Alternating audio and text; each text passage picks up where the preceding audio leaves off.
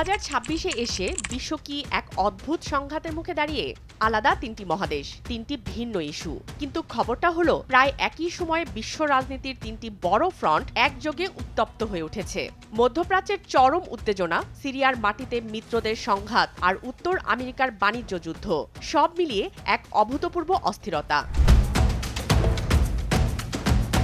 প্রথম front Iran. যুক্তরাষ্ট্র ও ইরানের মধ্যকার সংঘাত এখন ভয়াবহ অর্থনৈতিক যুদ্ধে রূপ নিয়েছে। ওয়াশিংটনের তরফ থেকে দাবি করা হয়েছে হরমুজ প্রণালীর আন্তর্জাতিক জলসীমা থেকে মাইন সরানো হয়েছে এবং নতুন কোনো মাইন বসানো হলে কড়া সামরিক ব্যবস্থার হুঁশিয়ারি দেয়া হয়েছে।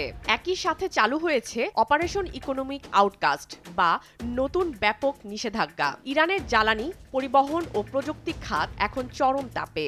তেহরানের বাজারে অস্থিরতা বাড়লেও ওমানের মধ্যস্থতায় সামরিক করিডর নিয়ে চলছে কূটনৈতিক আলোচনা। দ্বিতীয় ফ্রন্ট সিরিয়া।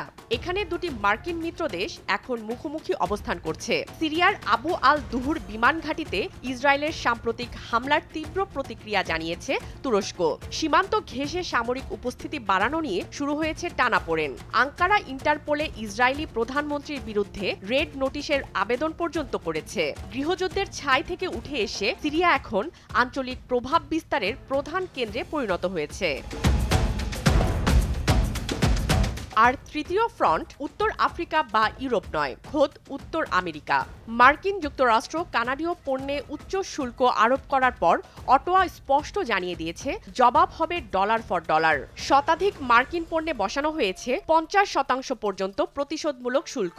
কয়েক দশকের মধ্যে দুই দেশের সম্পর্ক এখন সবচেয়ে তিক্ত পর্যায়ে, যা বৈশ্বিক সরবরাহ চেইনকে বড় ধরনের ঝুঁকিতে ফেলছে।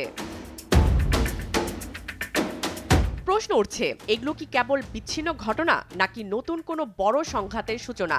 ইরান ফ্রন্টের কেন্দ্রবিন্দু তেল ও শক্তি, সিরিয়ায় আঞ্চলিক সামরিক নিয়ন্ত্রণ, আর কানাডার সঙ্গে লড়াইটা অর্থনৈতিক আধিপত্যের। এর সাথে যদি মক্কা যৌথ প্রতিরক্ষা চুক্তি কিংবা ইউক্রেন ও দক্ষিণ চীন সাগরের চলমান উত্তেজনা যোগ করা হয়, তবে বিশ্ব ব্যবস্থা স্পষ্টতই এক টালমাটাল মোড়ে দাঁড়িয়ে।